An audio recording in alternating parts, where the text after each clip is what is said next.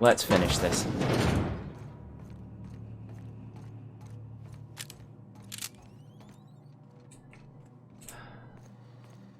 Oh, well, fancy decor, considering.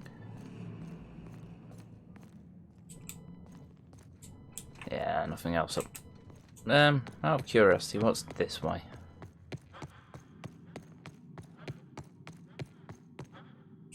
Hibernation chambers. Oh, right. I'm guessing this leads to the door we couldn't unlock before? Yeah, sealed door. Okay. That's fine. That was just curiosity more than anything.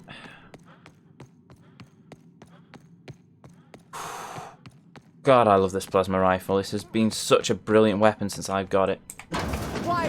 Oh, good lord!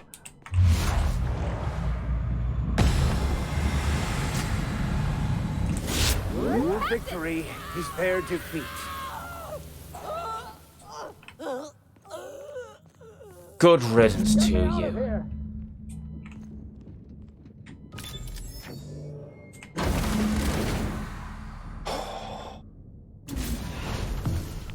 You don't know how glad I am to see you. You did the right thing. Akande was a monster. Her death was much deserved, and long overdue. No kidding. And you lunatic, you broke into the board's own fortress just to rescue one doddering old man.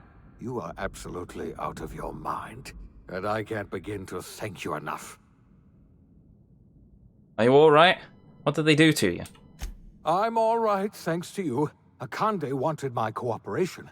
I'm quite sure she would have beaten it out of me if you hadn't arrived. You've broken the board's stranglehold on this colony, and you saved my life. But there's still so much we have yet to accomplish. You and I are going to have to work harder than ever to save Halcyon. I'm afraid the situation is far worse than any of us ever anticipated.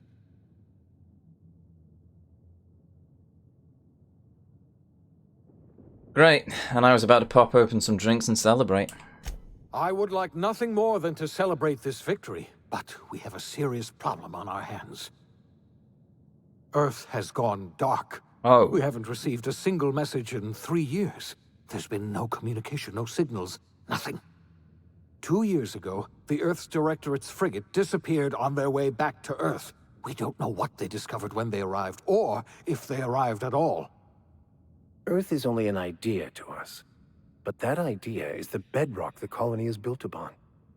If people were to find out it's gone dark, the shock could be too much to bear. I don't want to imagine what'll happen once news gets out. Let's just keep this between us for now.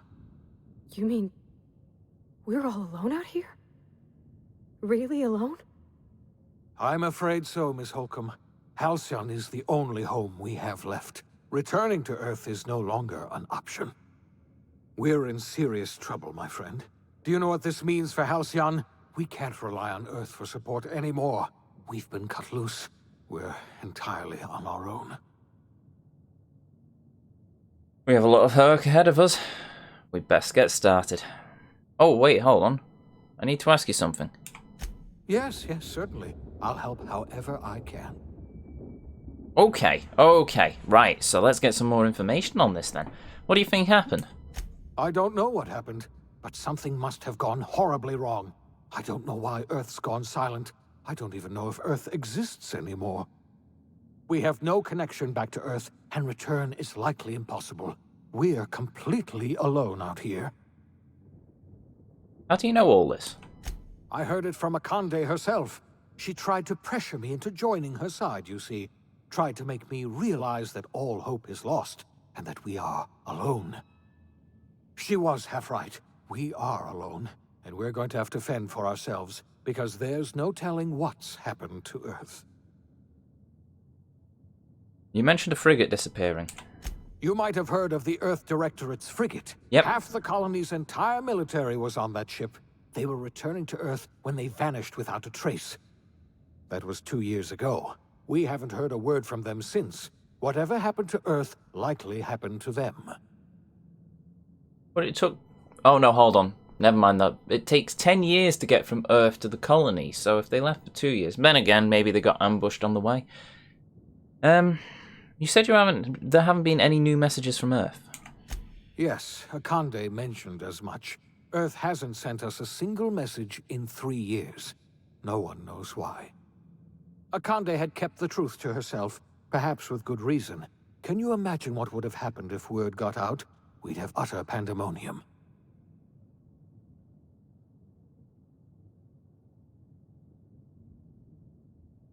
There's something else.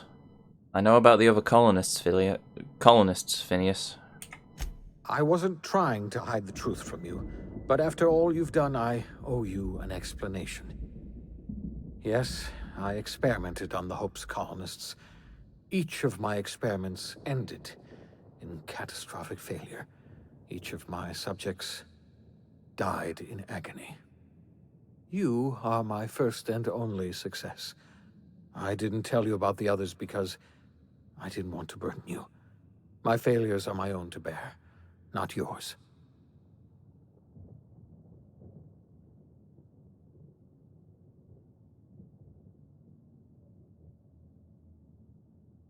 Well, better late than never, I guess. I'm not asking you to forgive me. Law knows I won't forgive myself, but I'm going to try to set things right. My apologies. I need to get a hold of myself. We've far more pressing issues to worry about right now. If you have any more questions, ask me. I'll answer as best I can. I don't have any more questions. We've got work to do. Yes, we do. You've done a marvelous thing. You've succeeded where anyone else would have failed, including me.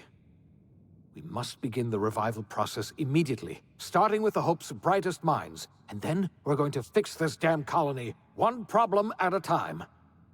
We're going to need a leader, and I can't imagine a better person for the job than you. What do you say, old friend? Will you help us?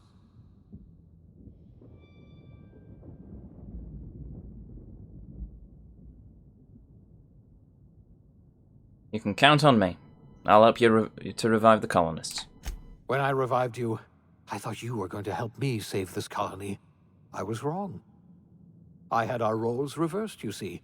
You're the one who's going to save us all. I'm just the one who set you on your path. You're the best thing to ever happen to Halcyon. If you want to take it upon yourself to lead this colony, you have my support. We're not a colony any longer, are we? Our last connection to Earth has been severed, and so we have been set free. Our future is uncertain, and no one knows what tomorrow holds. Exciting, isn't it? Lifetime employment program ruined. Oh, hello. The OSI teaches that everything in the universe happens according to the grand plan. But the stranger that arrived in Halcyon was an unplanned variable. From the moment he landed in Emerald Vale, his actions altered the course of history. The events on Tartarus brought about the end of the board's authority. But the board's mistakes would haunt the colony for decades to come. The damage they left behind would require the work of a generation to repair. Dr. Phineas Wells began reviving a handful of the Hope's colonists. Engineers, scientists, technicians, and intellectuals. They were among the brightest minds the Earth had ever sent out into the stars. The Hope scientists and engineers woke up in a colony descending headlong into total collapse. With no way to return to Earth, they had no choice but to band together and devote themselves to the cause of saving Halcyon. The people of Halcyon were nothing if not hardy. In the absence of the board's authority, many of the colony's settlements banded together with a single purpose in mind: survival. Life was especially hard in the years to come. Some towns dissolved by attrition and starvation, but most of them found a way to carry on. In the years to come, Halcyon was forced to reckon with its newfound freedom. The board was gone, and for better or worse, the colony was responsible for its own destiny. Between MSI's worker-centric policies and the iconoclast's manpower, Sanjar and Zora were able to rally many of the Terra 2 townships to their cause. MSI's workforce swelled, and the iconoclasts enjoyed a significant surge in their ranks. The board was too distracted by infighting and internal politics to stop MSI from becoming a powerful corporation and a refuge for townships that might have fallen through the cracks. Consumed by paranoia, Lilia Hagen took Sublight Salvage in a controversial direction, openly accusing board officials of an extraterrestrial conspiracy. One day, an accident at the Groundbreaker's docking bay silenced her forever. Time would tell if her replacement could keep the Sublight family together. The collapse of Edgewater left its workers bereft of any purpose in life. Most of them made their way to Adelaide Medevic's camp, hoping to ingratiate themselves into her favor. Adelaide accepted only a few to her community. The rest were turned away and likely died of starvation. Nevertheless, Adelaide's camp grew into a well-established town. Adelaide McDevitt refused to cooperate with the ongoing effort to save Halcyon from collapse. A sympathetic deserter stole a copy of her research and delivered it to the Hope's scientists. It is unclear how useful Adelaide's research was. An optimistic estimate suggests her work may have bought Halcyon another few years of survival. Adelaide would never know. She died that winter. Under the leadership of Junlei Tennyson, the Groundbreaker held firm against corporate influence. The ship's mechanical stability gave Junlei the time to educate a promising generation of engineers, schooled in her family's traditions. The future of the Groundbreaker looks promising. That's good. The rediscovery of the Hope and the abandonment of the lifetime employment program forced Byzantium to come to terms with some uncomfortable realities about the state of Halcyon. While Byzantines were reluctant to surrender the luxuries they'd grown accustomed to, the board's diminished authority gave them little choice in the matter. Nearly everyone had to learn to make do with less. Some even had to get jobs. It was a dark time indeed. Your influence shifted Ellie's perspective. She finally admitted, albeit grudgingly, that she just might need other people. Sometimes. Of course. With a steady income from the life insurance payouts, she was finally able to afford a ship of her own. She hired a small crew and flew supply missions to communities on the fringe. Some of them were even legal. Life in Halcyon was sobering for Felix Millstone. The grand revolution he dreamed of never came. There was no great awakening for the colony, no celebrations in the streets. There was only the hard, desperate work of trying to repair a broken colony. Felix never had a head for numbers, but if there was labor to be done, he was there to help. Eventually, Felix realized that the work of a revolution was done with two hands. As much as he enjoyed his adventures aboard the Unreliable, the vicar, known as Max, eventually decided that it was time to move on, to live out the life he had sought so long to create. He knew there were many in the colony who carried burdens much worse than the ones he had struggled with, and he devoted himself to easing their suffering wherever he could. He only ever took up arms again to defend the defenseless. Unshackled from a lifetime of striving and fighting the universe and himself, Vicar Maximilian de Soto was finally at peace. Once the matter with the Hope colonists was resolved, Junlei bashfully asked Parvati if she'd like to join her permanently on the Groundbreaker, and Parvati enthusiastically, if somewhat awkwardly, agreed. The stories of her adventures spread across the colony, and Parvati soon found herself the center of attention. Having served as the engineer of a renowned spacecraft, tramp freighters and wildcat miners sought her out by name, and in no time, she was a fixture in the Groundbreaker's mechanical ecosystem. She and Junlei were never far apart. Nyoka returned to Monarch to take another crack at making a permanent life for herself. She formed the Charon Group, a mercenary outfit of ragtag survivalists and wilderness experts. Anyone in need of a guide, or just looking to throw back a beer and swap stories, could find her camping on the trail or clearing an infestation. The SAM unit that accompanied you spread awareness of the product line's superior sanitation and maintenance capabilities across what was left of the colony. This led to a boost in SAM unit sales. Did you know that SAM units are the longest-lasting, toughest-acting cleaning solution in Halcyon? Minister Clark was released from house arrest, and his contact with you gave him a sense of renewed purpose and vigor. Once it became clear that no help would be coming from Earth, he threw his considerable efforts and talents into helping Halcyon manage the crisis before it. Chairman Rockwell served as the public face for the changes in Halcyon to come. Whenever you needed strings pulled or a voice to sell a policy change, Rockwell was only too happy to oblige. As for Dr. Phineas Wells, he spent his remaining years in his orbital lab. He eventually came to terms with his own past and was able to forgive the mistakes of his younger self by devoting his remaining years to serving the colony. In the end, Dr. Wells was able to save every scientist and engineer aboard the Hope. Over the next decade, nearly all of the Hope's remaining colonists were successfully revived. Halcyon saw a period of rapid technological and scientific advancement. Breakthroughs in dietary supplements saved the colony from starvation. Geoengineering projects and social reforms began to change the structure and character of the colony. Dr. Wells laid the groundwork for the project to save the colony, but he would never live to see the fruits of his labor.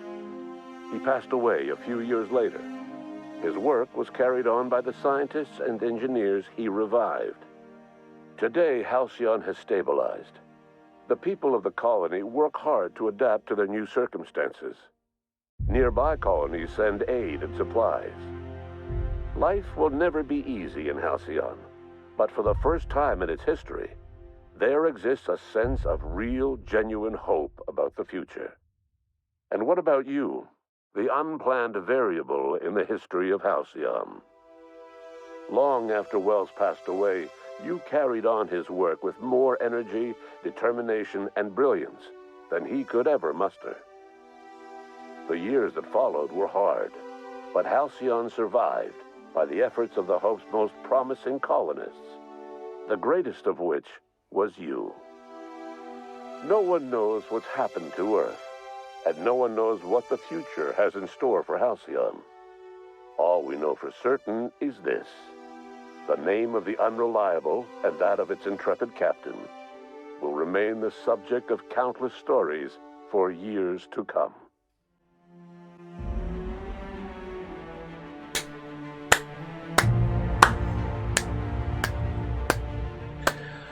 That was good. That was good. I think this is easily clocked in as one of my favourite games of all time. And we got the Mosaic endings back. We got the same ones as you used to get in Fallout before they ruined it. It's always nice to see that. It's always nice to see what your decisions have done throughout the world you've spent so much time trying to help, or trying to destroy, depending on how you want to play the game. It's me, so obviously I tried to help while screaming piffle and kill it throughout most of it. And there we go. That, ladies and gentlemen, was The Outer Worlds. And as what I'm planning of doing in future is, if I really enjoy a game, then I'm going to let the credits roll. Entirety. Because all these people deserve it. Just one day. All of them. All of these people made a brilliant game. Is it perfect? No. There are a few things that I think can improve it. And so long as I've got a bit of time, I think we'll do a thoughts video at the end of this. If not, depending on how long the credits are, I'll do a thoughts video either after this, or I'll do it at the start of the next stream before we delve straight into Luigi's Mansion. Free. Blimey. That was good. That was good. One of my top games of all time. Probably my game of the year. Well, let's face it, we've got a few weeks left of this year, so yeah, no, this is probably my game. This is pretty much my game of the year. Sorry, Fire Emblem, you were brilliant, you were amazing, but this game, game. Just, God. And you can bet, if they release any DLC for it, we will be right back in the Outer Worlds. Thankfully, I've got a save point where I can get back into the game before the whole final fight in Tartarus, but yeah.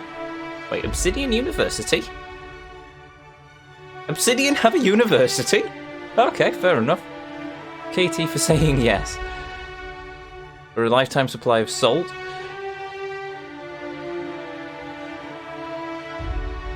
Being incredible. Any others of interest?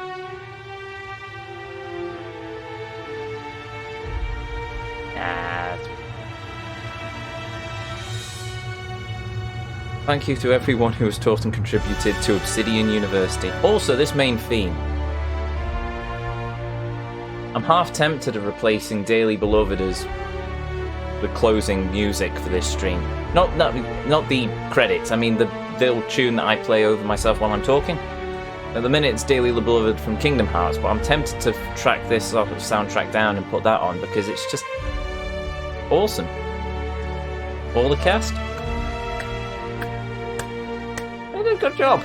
They did a good job.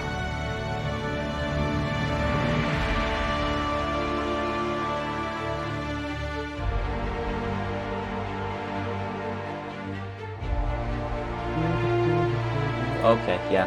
No, this main theme is brilliant. This is a brilliant main theme.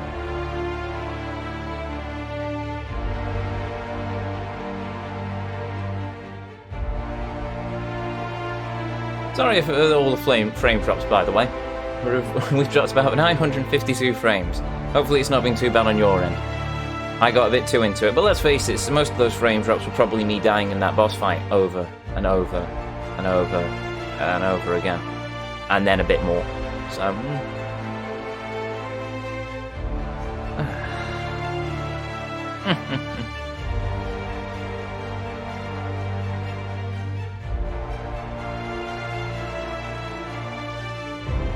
Pretty testers, yeah. Pretty solid game. I'm trying to think if there were any bugs that I've noticed. I didn't have any crashes. I didn't really notice anything falling through the world. I think this was a pretty bugless experience for me. Oh, I noticed one bug. There was one bug, but it was with a mission that didn't tick a box properly and the text was in a weird place. But in fairness, I only know that because I went back to check the status on a mission and it's just one of those, oh look, there's an interesting thing. Apparently there are a few fixes. They're patching the game to fix what bugs exist, but I didn't encounter anything. It was a solid play. It's a solidly made game as far as I saw. Nothing crashed. Nothing broke. Oh no, hold on, there was one instance, I think, where a creature got catapulted into the air, but I'm not sure if that was just an interesting crit or if the game broke slightly. Either way, I'm not complaining.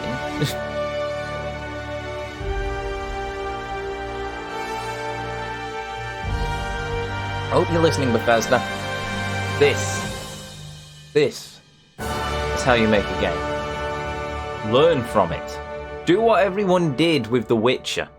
The Witcher 3 came out and everyone reinvented everything. Learn from the Outer Worlds. Learn how to make a first-person RPG. This is what people want with Fallout. Not always online survival games that are so broken that even your own text can figure out how to fix it. I'm not bitter about Fallout 76. No, not at all.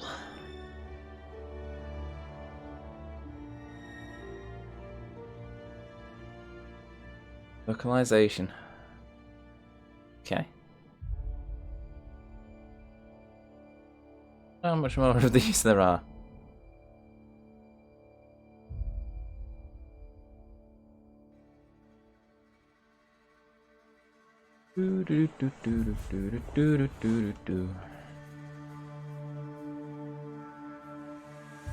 Hold on.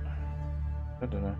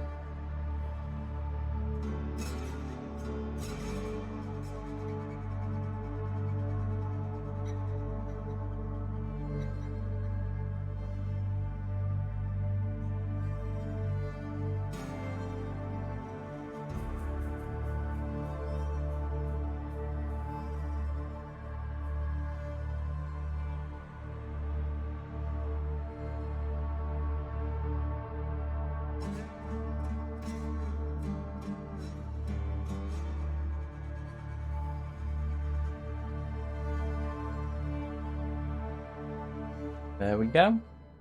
That was a nice transition. Right, we've got a bit of time. As long as I don't make an yeah, let's do a thoughts video on this. And hopefully I don't muck it up like I sometimes do.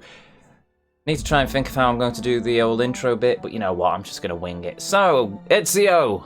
We will start around about here. Welcome, ladies and gentlemen, to another rendition of No Holds Barred. Yes, the return of this little review-y... Well, it's not really a review, it's more of a thoughts video on just whatever game I've been playing on the channel. And today, as you can tell, is... one of these days... The Outer Worlds.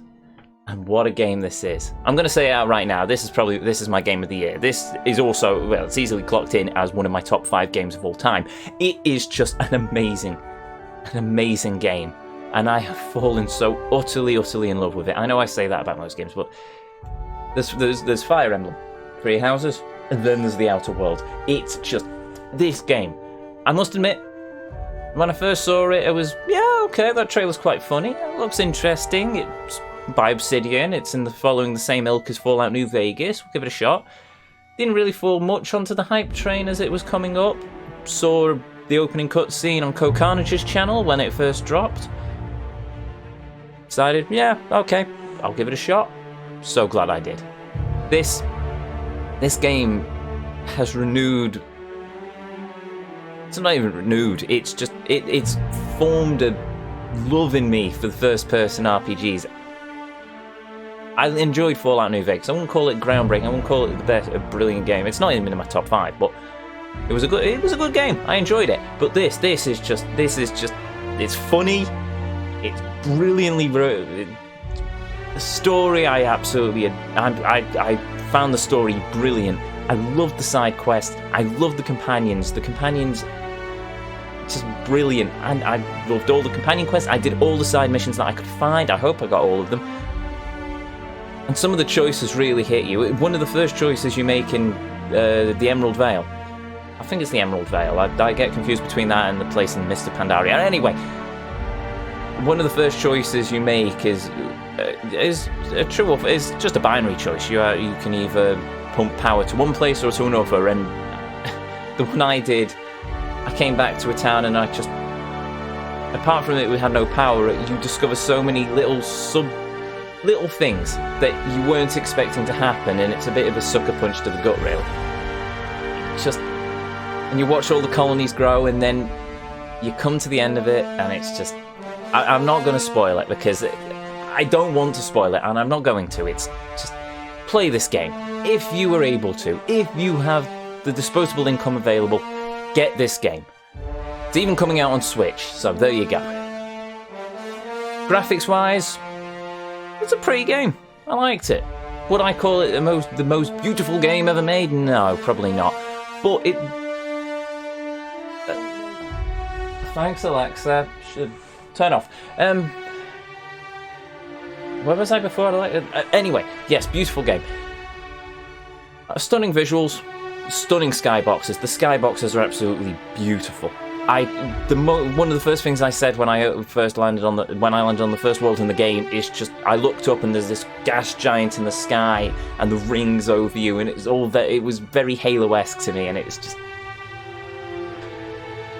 Character models are good. Character models are brilliantly made. They all have individual characteristics. You can tell in some places where they cut them, it's cookie cutter, just copy and paste like guards and stuff, but all the interactable NPCs, all the ones you have dialogue and conversation with, they all look unique, and that's a nice touch. Music-wise, well, you can hear the main theme here. There's not a lot of music in the game. A lot of it's sort of an ambience going on, but when you have got music, well, it has that much more impact. This main theme, by the way, is easily now one of my favourite pieces in game music. It's just such a beautiful tune. It's brilliantly orchestrated as well, but that aside, I won't call the game perfect, however. There are things about this game that could do with some improvement. For example, side quests. I think they could have done a better job with the side quests. I wouldn't have minded being able to select multiple side quests on my HUD at a time. I would have also liked a little box in the window, a corner box, to just say what active quests I had on at that point in time. You've got a compass which shows you things, but I really didn't find myself using it all that often. Gear as well, a lot of the armor I got, maybe it's just me, maybe I'm being a dingus or I wasn't paying enough attention, but for me, pretty much all the armor I got either favoured stealth or one-handed melee. And considering I'm playing a ranged character with low stealth, that had very little application to me. So maybe a wider range on just loot rolls would be quite nice. Maybe a few more searching options. Though in the inventory you are able to set things. It's a nice touch where you can set standard stuff, name, weight, value, but you can also get value to weight, which is also good because it means that it makes it easier to sell stuff onto the vendors and vending machines. A lot of them in this game. Another additional I quite like, you're able to re-roll your specs. Don't know if that's in the Fallout games, maybe I never found it, but I've never encountered it. So you're able to re-roll the specs on your character. It goes up every time the cost of doing it goes up every time you do it, but the fact that you were able to use it, which was good for me because at the end of the game I found myself failing